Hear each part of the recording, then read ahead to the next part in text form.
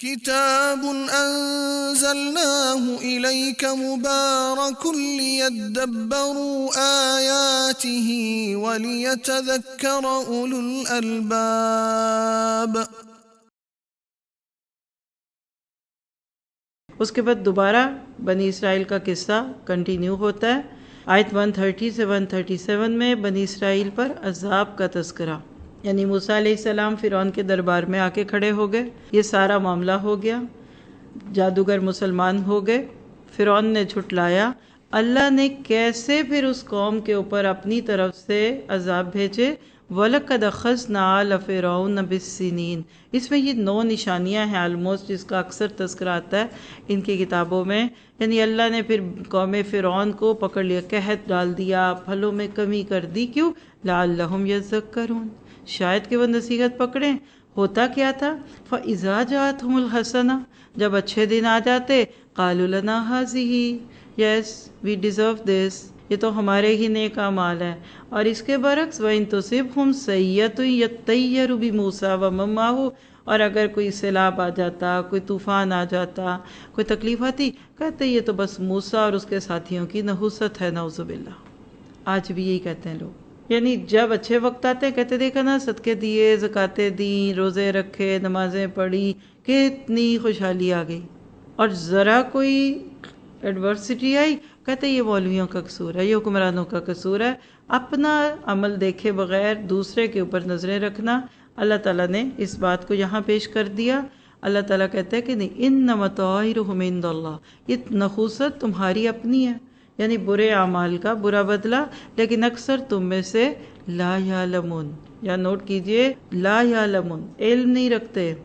پھر کہنے لگے کہ ہمارے پاس کوئی ایسی نشانی لا، یہ جو تو نشانیاں لا رہا ہے، یہ جو مرضی لے آ، ہم تجھ پہ ایمان نہیں لائیں گے، یعنی سٹبن، ٹھیٹ پنا، ایسے رویے آج بھی دیکھیے، ذرا سیلاب آتا ہے 4 دن لوگ ذرا سے دبتے ہیں، پھر گئے، زلزلہ آیا 1 دن مسجدوں میں نمازی آئے، اگلے دن پھر ٹھیک ہو گئے، لوگوں نے کہا ایک دفعہ آیا اب دوبارہ بھی آئے گا، تو گھروں سے باہر چلے گئے، چلو مسجدوں میں اور میدانوں میں پناہ لے لو۔ یہ کیا ہے؟ یہ قوموں کا مزاج ہے۔ اللہ کہتے ہیں جب وہ ایک سبق سے نہیں سیکھے، فَأَرْسَلْنَا عَلَيْهِمُ الطُّوفَانَ، پھر ہم نے ان پہ طوفان اور ٹڈیاں اور سسریاں اور مینڈک اور خون بھیج دیا۔ آیات مفصلات، یہ 9 نشانیاں ہیں جو بنی اسرائیل کے اوپر آئی تھیں موسیٰ کے اور فرعون کے ناطے سے۔ فَاسْتَكْبَرُوا وَكَانُوا قَوْمًا مُجْرِمِينَ، نہیں فائدہ ہوا، یعنی ایک پیپر میں بھی فیل ہوئے، دوسرے میں بھی، اور ہر پرچے میں یہ فیل ہو گئے۔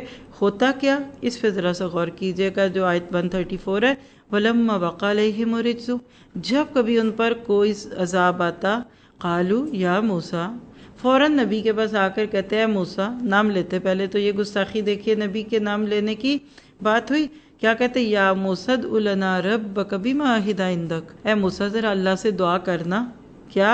لئن کشفت عنا الرجز، اگر ہم سے یہ عذاب یا یہ گندگی دور کر دے، لنؤمنن لک، ہم تو تیرے اوپر ایمان لے آئیں گے، وَلَنُرْسِلَنَّ مَعَكَ بَنِي اسرائیل، اور تیرے ساتھ بنی اسرائیل کو بھیجیں گے۔ یہ کون کہہ رہا ہے؟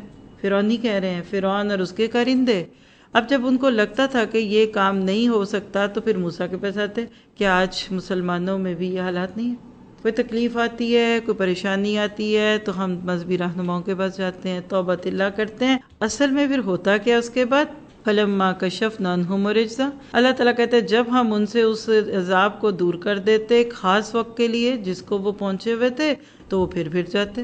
اِذَا هُمْ يَنْكُثُونَ فَانْتَقَمْنَا مِنْهُمْ، پھر فائنل پیپر۔ اب دیکھیے کلاس میں مختلف ایگزامز ہوتے ہیں نا، مڈ ٹرم ایگزام ہے، فلاں، لیکن ایک فائنل ہوتا ہے جس کے بعد فیل یا پاس کا حساب ہے۔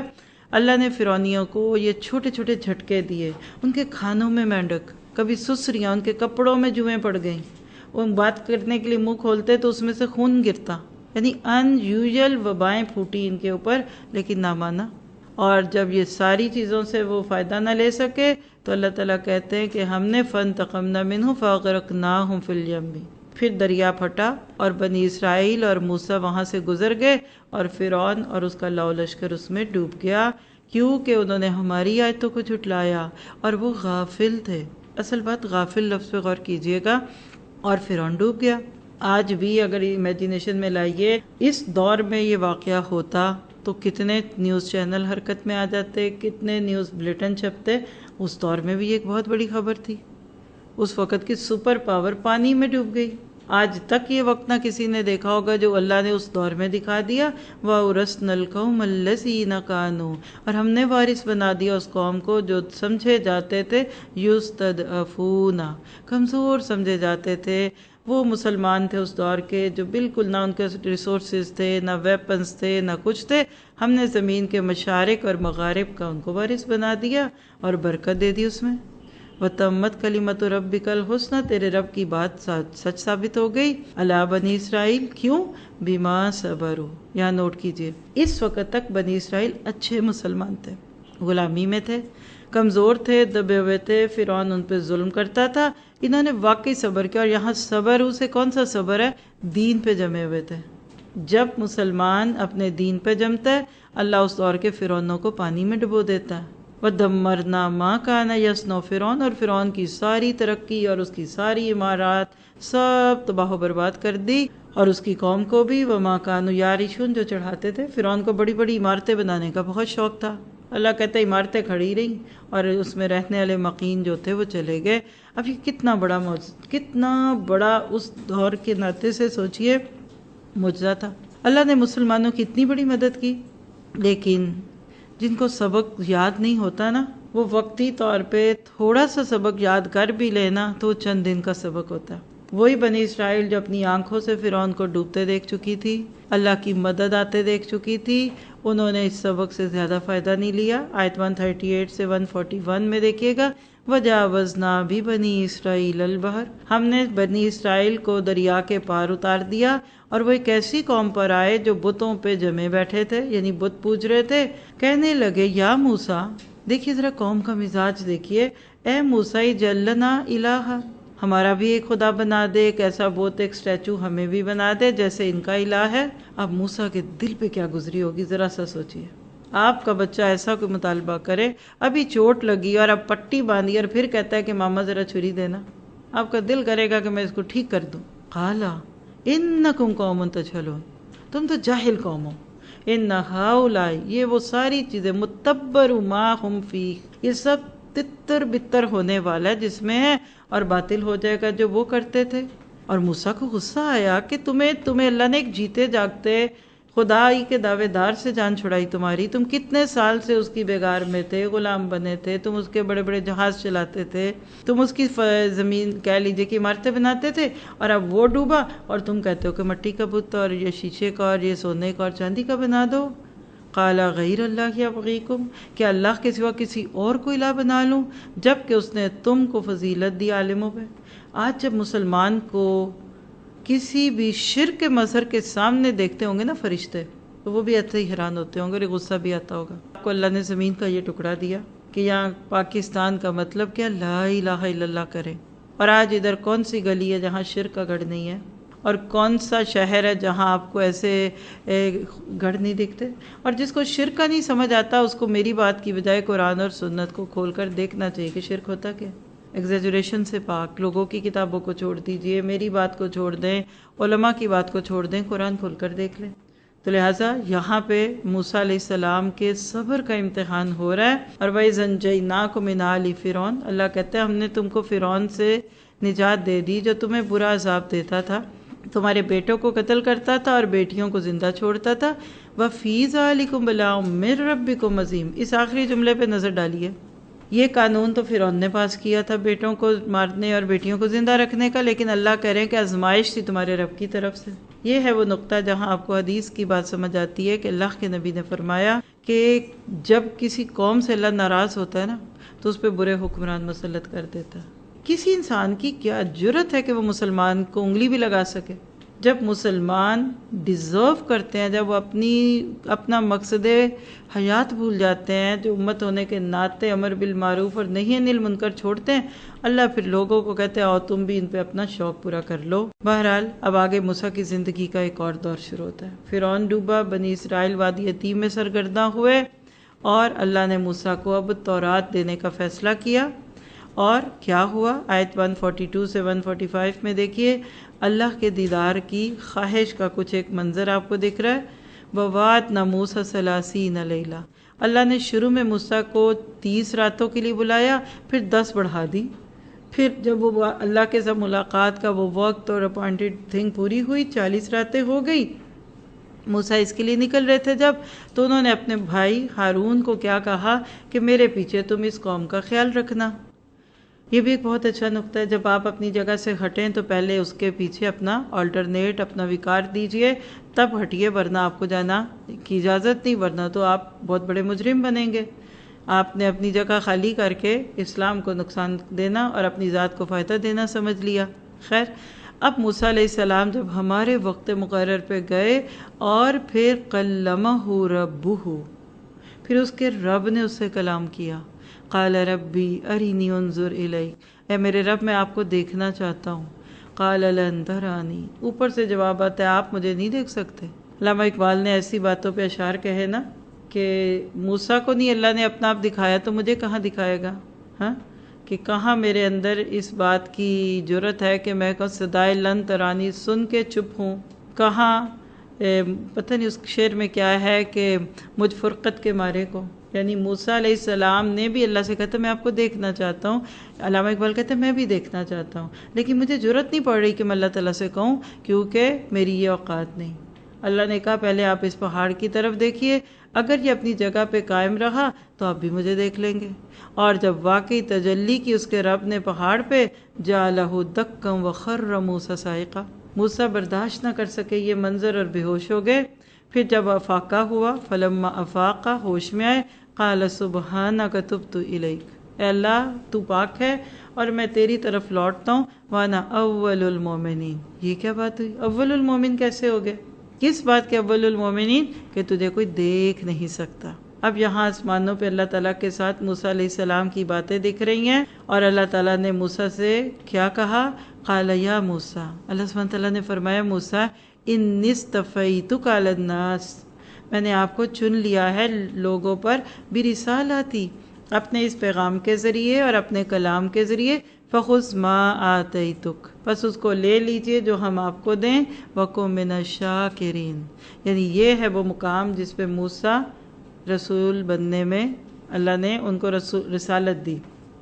اور پہلے سے جو دوسری تھی جو مدین سے مصر کے رستے میں تھی، وہ ایک قسم کی آپ کہہ لیجئے کہ فرعون کے چنگل سے نجات والی رسالت تھی۔ اب دوبارہ پیغام دیا جا رہا ہے کہ اب ہم آپ کو اس جاہل اور اجڑ قوم کا ایک مینٹور بنا کے تورات دینے والے ہیں۔ وَكَتَبْنَا فِي الْأَلْوَاحِ مِنْ كُلِّ شَيْءٍ، تختیاں دی گئیں جس میں کچھ ہر چیز کی نصیحت لکھی ہوئی تھی اور تفصیل بھی تھی۔ کا فخذ بقوہ، اس کو مضبوطی سے پکڑ لیں، وَأْمُرْ قَوْمَكَ، اور اپنی قوم کو بھی جا کر اس بات کا حکم دیجئے کہ اس کو لے لے، یَأْخُذُ بِأَحْسَنِهَا، یعنی اس کے عمل کے نقطوں کو لیں، اس پہ غور کرے۔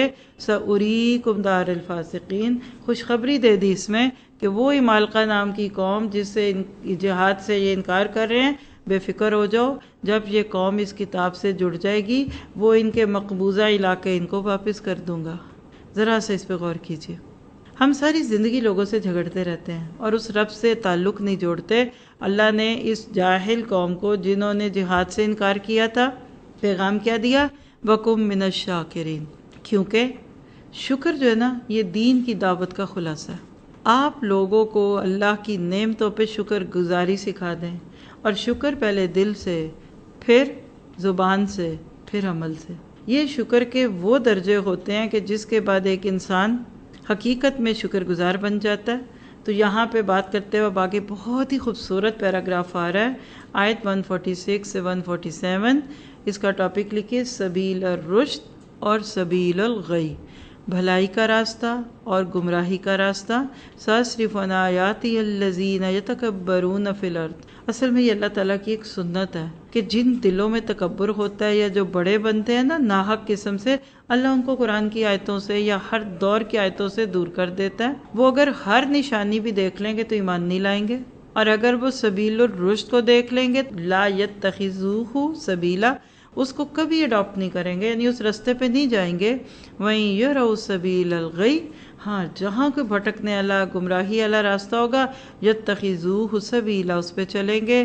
وجہ ذَلِكَ بِأَنَّهُمْ كَذَّبُوا بِآيَاتِنَا، آپ دیکھیے کہ اس میں ایک بہت اہم بات ہے، اور وہ کیا کہ نیکی کے مقابلے میں بدی اور حق کے مقابلے میں باطل کو لوگ فوراً پکڑتے ہیں. یعنی نیکیوں کی 10 باتیں کہیں تو نہیں اڈاپٹ کریں گے، اور غلط بات باطل بات ایک ہوگی تو فوراً لیں گے. وجہ اللہ کی آیتوں کو جھٹلانا اور اللہ کی آیات سے غفلت اور اعراض کرنا. اب اس میں سبیل الرشد اور غی ہے. ہم سب ہر دن میں کئی بار کہتے ہیں اہدنا الصراط المستقیم، اللہ ہمیں سیدھا راستہ دکھا. تو آپ کے ذہن میں کیا آتا ہے؟ صراط مستقیم سیدھی لائن آتی ہے. کتنے لوگوں کے ذہن میں سیدھی لائن آتی ہے؟ سڑک ہے لمبی سی پتلی سی، ہاں، حالانکہ ایسا نہیں ہے. آئیے آپ کو ایک میپ دکھاتی ہوں، یہ دیکھیے گا. کرس کراس، دنیا میں 2 راستے ساتھ ساتھ چل رہے ہیں. ایک سبیل الرشد ہے. اگر آپ اس میپ میں غور سے دیکھیں گے تو ایک گرین لین ہے اور ایک اورنج لین ہے. گرین لین پر ایک شخص کھڑا ہے اور نیچے آپ ڈاٹڈ لائن دیکھ رہے ہیں اگر، تو اس میں ڈاٹس کے ساتھ اس کا سفر کیا تھا کہ وہ اس پہ چلتا ہوا گرین لین کے اینڈ پہ دیکھیے جنت لکھا ہوا ہے. یعنی یہ ہر وہ شخص ہے جو ہدایت کے کسی رستے پہ ہے، نیکی کا کوئی کام کر رہا ہے، یا اس نے ارادہ کر لیا ہے کہ اب میں نے قرآن کو سمجھنا ہے، میں نے اچھا بننا ہے. اس کے برعکس آپ ساتھ دیکھ رہے ہیں اورنج لین کے شروع میں لکھا ہوا ہے سبیل الغی. ایک دوسرا شخص جب اس پہ چلتا ہے، اس کی لائٹ یلو سی ڈاٹڈ لائن ہے. اب یہ شخص جب اینڈ پہ پہنچے گا تو جہنم میں پہنچے گا. زندگی میں ہر وقت اس طریقے سے انٹریکشن ہو رہا ہے. کچھ لوگ اچھے کام کر رہے ہیں، کچھ برے کر رہے ہیں. اگر صرف اچھے کام کرنے لے سیدھے چل رہے ہوتے تو ان کو تو کوئی خطرہ ہی نہ ہوتا، اور جو غلط کام کر رہے ہیں ان کے پاس ہدایت کا کوئی موقع ہی نہ ہوتا. ہوتا کیا ہے؟ اب ذرا سے یہ بیچ کے یلو راؤنڈ اباؤٹس کو دیکھیے. یہ 2 راہیں ہیں. سبیل الرشد اور غی بیچ میں انٹریکٹ کرتی ہیں، جس کو آپ چورنگی کہتے ہیں، چوراہا کہہ لیں، موڑ کہہ لیں، راؤنڈ شورنگ کہہ لیں. اس میں یہ جو لفظ آپ کو سمجھ نہ آئے کرے میرا، وہ نارویجین کا لفظ ہوتا ہے. آپ بے فکر ہو جائے کریں، لیکن میں صرف اس لیے بول دیتی ہوں کہ شاید کسی کو فائدہ ہو جائے. اب آپ دیکھیے کہ یہ جو جگہ نا، یہاں اب آپ ذرا سا نیچے ڈاٹ سب کو چھوڑ کر ڈاٹڈ لائن کو دیکھیں. پہلا شخص جو گرین لین پہ چل رہا تھا نا، جب وہ اس راؤنڈ اباؤٹ پہ پہنچا، اب اس کو سمجھ نہیں آ رہا میں کدھر جاؤں. وہ اچھے کام پہ تھا، اگر جاتا تو تھوڑا نیچے جانا پڑتا تھا گرین لین میں. اس نے کیا کیا؟ اپنا رخ موڑ کے اورنج راستہ لے لیا، ڈی ٹریک ہو گیا. اور آپ دیکھیے کہ اگر اس پہ جاتے جاتے دوبارہ بھی اس کو پھر موقع ملتا ہے کہ پھر دوبارہ لین چینج کر کے گرین پہ آتا، لیکن نہیں، ایک دفعہ آپ ہدایت کے راستے سے اترے تو صحیح. پھر وہ کہتے ہیں نا، تم روٹھے تو ہم چھوٹے. یہ بہت بڑا ایک اللہ تعالیٰ کا انتقام ہوتا ہے. اللہ بار بار لاتا ہے، کوئی آپ کو سمجھا رہا ہے، کوئی مشکل میں کہہ رہا ہے دیکھو ایسے نہ کرو، بہک جاؤ گے، آؤ نا، اچھا پہلا پارا نہیں سنا، دوسرا سن لو، تیسرا سن لو. اچھا دیکھو تم نے تو قرآن اتنے شوق سے شروع کیا تھا، تم نے سبیل الجنہ لیا تھا، کیا ہو گیا؟ لیکن یہ شخص بار بار کے آزمائشوں کو نظر انداز کرتے ہوئے بالآخر جہنم میں پہنچتا ہے. دعا کیجیے اللہم لا تجعلنا منہم. ہمیں سے کوئی بھی سیکیور نہیں ہے. یہ ہے وجہ کہ صحابہ کرام نیکیاں کر کے بھی ڈرتے تھے. یہ ہے وہ وجہ کہ اللہ کے نبی بھی کہا کرتے تھے اہدنا الصراط المستقیم. اور یہاں وہ اب صراط مستقیم کے جو 4 معنی ہے، کبھی آپ نے ڈیٹیل سے سورہ فاتحہ سنی ہو تو وہ یاد کر لیجئے. ہدایت پہ نہیں چلے تو چلو، چل رہے ہو تو چلتے رہو، اور چلتے جا رہے ہو تو ان تک ولا تموتن الا وانتم مسلمون پہ رکھو. اب اس شخص کے ساتھ تو بہت برا ہوا، کیونکہ یہ خواہش پرست ہو گیا. اور آپ نے پیچھے 8ویں پارے میں سنا تھا کہ اخلد الی الارض، علم دیا بھی اللہ نے کسی کو، لیکن پھر بھی وہ بہک گیا. اب دوسرا سین بڑا خوبصورت ہے. یلو لین والے کے ساتھ کیا ہوا؟ وہ غلط کام کر رہا تھا، کسی بھی طرح کی غلطی، جہالت اور کوئی اور چیز. اب کیا ہوا؟ یہ اس کرس کراس پہ آیا. یہ اس شخص کی زندگی کا ایک ٹرننگ پوائنٹ بن گیا. کوئی آزمائش آ گئی، جوان بچہ فوت ہو گیا، طلاق ہو گئی، بیٹی کا گھر ٹوٹ گیا، بیماری آ گئی، کرونا آ گیا، جاب چلی گئی، 100 قسم کی چیزیں ہیں. ایک دم اس کو اللہ یاد آ گیا، اور آپ دیکھ رہے ہیں کہ یہ سبیل الغی کو چھوڑ کر سبیل الرشد پہ چڑھا، اور بالآخر بار بار آزمائشیں آتی رہیں، لیکن دل جمعی سے استقامت کے ساتھ سفر جاری کرتا ہے، اور مستقل مزاجی کی وجہ سے اللہ کی جنت میں پہنچتا ہے. یہ ہے اصل میں کام. یہ جو ٹرننگ پوائنٹس آتے ہیں نا، یہ بڑے اہم ہیں. کئی لوگ آپ کا راستہ دیکھ رہے ہوتے ہیں کہ آپ ان کو ہدایت کی طرف بلائیں، تو کیا پتہ چلا؟ کسی کی ہدایت سے مایوس نہیں ہونا.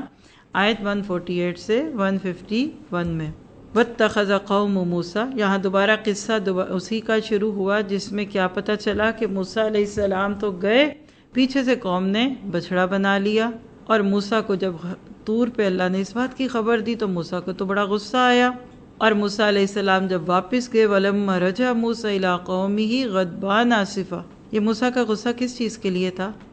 شرک کو دیکھ کر۔ آج ہم شرک اور بدعت اور غلط کام اور نافرمانیاں بھی دیکھتے ہیں لوگوں میں، لیکن ہمیں غصہ نہیں آتا، تو یہ کوئی خوبی کی بات نہیں ہے۔ موسیٰ علیہ السلام نے چونکہ حضرت ہارون کو اپنے پیچھے نامینیٹ کیا تھا، اپنا پیچھے نائب چھوڑا تھا، تو ان سے بھی پوچھا، اور پوچھنے کے دوران انہوں نے تھوڑا سا اس کے اوپر کیا کیا؟ سختی کی۔ اس سے موسیٰ علیہ السلام کے دل میں ایمان اور اللہ تعالیٰ کی محبت دکھتی ہے، اور پھر اس کے بعد جب ان کو محسوس ہوا کہ میں نے کیا کیا، بھائی نے کیا کہا، فَلَا تُشْمِتْ بِي أَحَدًا، دیکھو دشمنوں کو خوش نہ کرو۔ پتہ کیا چلا کہ جب دو بھائی لڑتے ہیں تو دشمن خوش ہوتے ہیں، جب دو مسلمان، چاہے دو مسلمان ملک ہیں یا افراد لڑتے ہیں تو غیر مسلم خوش ہوتے ہیں۔ کہنے لگے کہ وَلَا تَجْعَلْنِي مَعَ الْقَوْمِ الظَّالِمِينَ، مجھے اس ظالم قوم میں نہ شمار کر، یعنی میں نے کوشش تو کی تھی لیکن یہ ماننے والے نہیں تھے، اور فتنہ آ جاتا اس سے بہتر تھا میں نے کہا کہ میں خاموشی اختیار کروں۔ اب پھر موسیٰ کو احساس ہوا، قال رب اغفر لی ولی اخی وادخلنا فی رحمتک، کہنے لگے میرے رب مجھے بھی معاف کر، میرے بھائی کو بھی معاف کر، اور ہمیں اپنی رحمت میں ڈال دے، اور تو ہے ہی رحم کرنے والا۔ یہ توبہ کرنے کی دیر تھی، اللہ نے پھر حالات کو پلٹا دیا۔ تو لہٰذا آگے 152 سے 153 میں توبہ کرنے یا نہ کرنے کے نتائج بیان ہو رہے ہیں۔ ان الذین اتخذوا العجل، اللہ کہتا ہے جنہوں نے بچڑے کو پوجا، ان قریب ان کو غضب پہنچے گا ان کے رب کی طرف سے بھی، اور ذلت پہنچے گی دنیا کی زندگی میں، اور ہم اسی طرح جزا دیتے ہیں جھوٹ گھڑنے والوں کو۔ اور جو لوگ عمل کرتے ہیں برے پھر توبہ کر لیتے ہیں اس کے بعد، اور پھر یہ کہ ایمان لاتے ہیں تو ان کا رب بخشنے والا مہربان ہے۔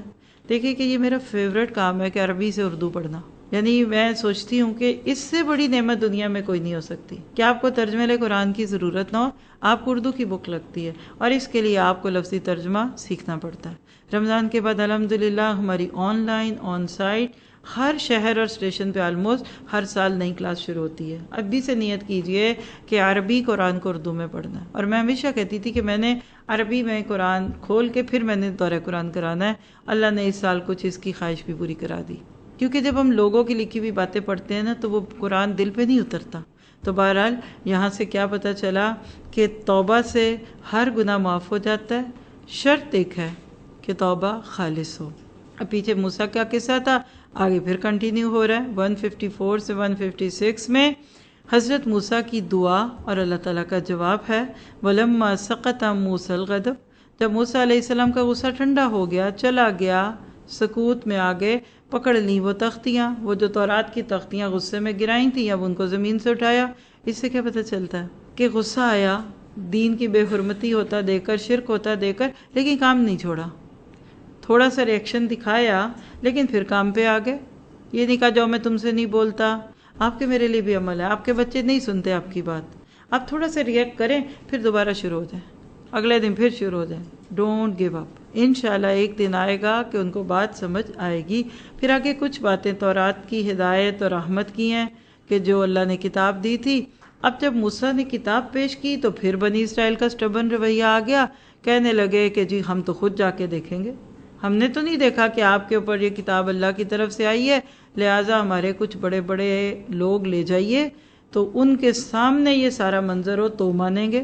اصل میں جن کو ماننا نہیں ہوتا نا، آپ ان کے لیے کرسیاں میز چھوڑیے، آپ ریکلائنر بچھا دیں وہ نہیں آئیں گے، گھر میں گرمی میں پڑے رہیں گے، اے سی لگوا دیجئے وہ نہیں آئیں گے، گھر میں پریشانی گھبراہٹ میں بیٹھے رہیں گے لیکن پرسکون ماحول میں نہیں آئیں گے، تو آپ کو تو اجر مل جائے گا، ان کے نصیب میں ہوگا تو وہ لیں گے۔ یہاں بالکل ایسے ہی ہوا۔ اللہ تعالیٰ نے موسیٰ علیہ السلام کی اس بات کو ہمارے سامنے کیوں رکھا کہ ہر دور میں کچھ لوگ ایسے ضرور ہوتے ہیں جو ایٹیچیوڈ کا شکار ہوتے ہیں۔ وَاخْتَارَ مُوسَىٰ قَوْمَهُ، اور چن لیے موسیٰ نے اپنی قوم میں سے 70 سردار ہم سے ملاقات کے لیے، یعنی پھر لے گئے۔ موسیٰ ضد نہیں کرتے، کہتے ٹھیک ہے آؤ بھائی، اور جب وہ وہاں گئے اور انہوں نے وہ سارا منظر دیکھا طور کا، بے ہوش ہو گئے۔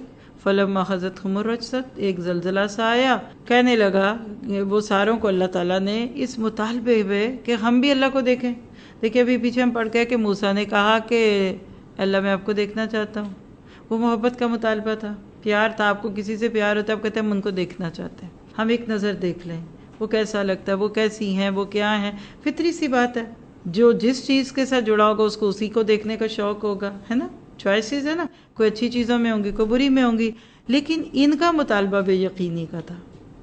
اللہ قیامت کے دن ان لوگوں کو ضرور اپنا دیدار کرائے گا جو محبت سے اس کو دیکھنا چاہتے ہیں، اور وہ لوگ جن کو یقین نہیں آ رہا ان کو اس دن بھی فائدہ نہیں ہوگا، تو اللہ تعالیٰ نے ان کو وہاں پہ مار دیا۔ یہ لوگ وہاں گئے۔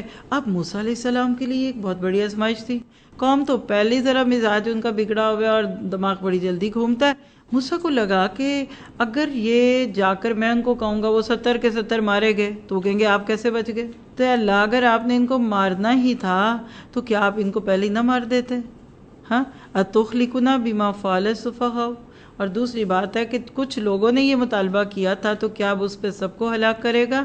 یعنی یہ وہ واقعات ہیں جن کو پڑھتے ہوئے باقی انبیاء کرام کے اوپر پیار آ جاتا ہے، کتنی آزمائشوں سے اللہ نے ان کو نکال دیا۔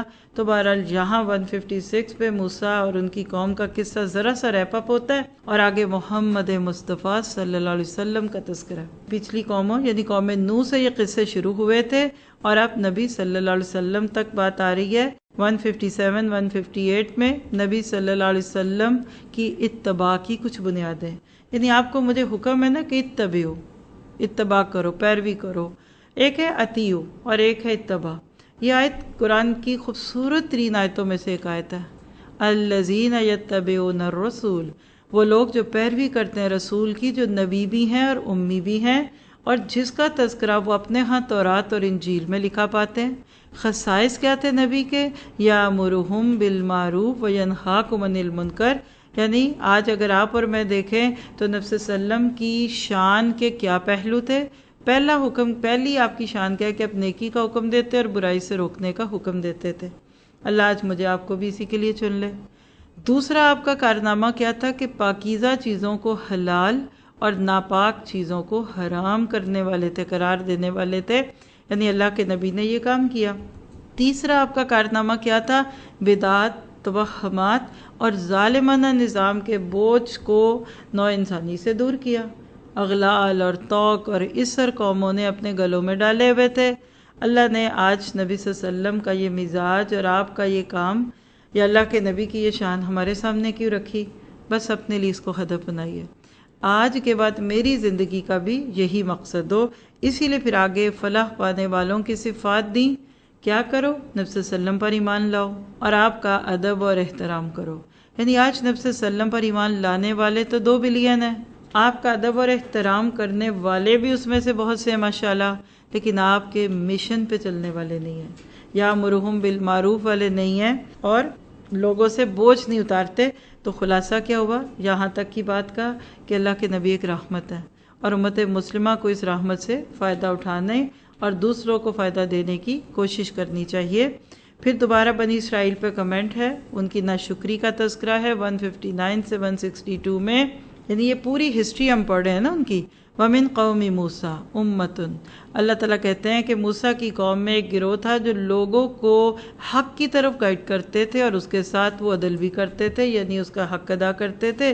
پھر ہم نے ان کو 12 گروہوں میں بانٹ دیا، یعنی یہاں پھر وادی تیہ میں جو اللہ کی طرف سے انعامات تھے اس کا تذکرہ کہ 12 گروہوں کے لیے 12 چشمے دے دیے۔ اس سے آرگنائزیشن سمجھ آتی ہے، انتظامی امور بڑے درست ہونے چاہیے ورنہ بڑی سے بڑی چیز بیکار ہو جاتی ہے۔ پھر اس کے بعد اس میں وہ وقت بھی آ گیا وَإِذْ قِيلَ لَهُمُ اسْكُنُوا هَٰذِهِ الْقَرْيَةَ، یعنی 40 سال تیہ کے گزر گئے۔ اس دوران وہ نسل، وہ جنریشن جنہوں نے جہاد کا انکار کیا تھا وہ تباہ ہوئی، وہ ختم ہو گئے، ان کے ینگسٹر سامنے آ گئے۔ اور یہاں کہنے کی اجازت دیجیے، آج امت مسلمہ میں بھی کچھ ایسے ہی حالات ہیں، جو لوگ کام نہیں کرتے نا، پھر اللہ کچھ عرصے کے بعد ان کی اولادوں سے وہ کام لے لیتا ہے۔ وہ سب ختم ہوئے۔ موسیٰ علیہ السلام کا انتقال بھی اسی عرصے کے دوران ہوا۔ یوشع بن نون ان کے بعد نبی بنا کر بھیجے گئے، جو حضرت موسیٰ کے شاگرد بھی تھے، جو سورۃ کہف میں قصہ ہے موسیٰ اور خضر ہے نا، تو اس میں جو فتن ساتھ تھے وہ حضرت یوشع بن نون تھے۔ انہوں نے ینگسٹرز کو اٹریکٹ کیا اور اسی طرح سے ہوتے ہواتے ان کی मायत में उनकी लीडरशिप में वो उनकी यूथ फोर्स तैयार हुई, उन्होंने जाकर कौमी मालका पे हमला किया, अल्लाह ने फतह दे दी। किताब अंज़लनाहु इलैका मुबारकुन लियद्दब्बरू आयातिही वलियतज़क्कर उलुल अलबाब। किताब अंज़लनाहु इलैका मुबारकुन लियद्दब्बरू आयातिही वलियतज़क्कर उलुल अलबाब।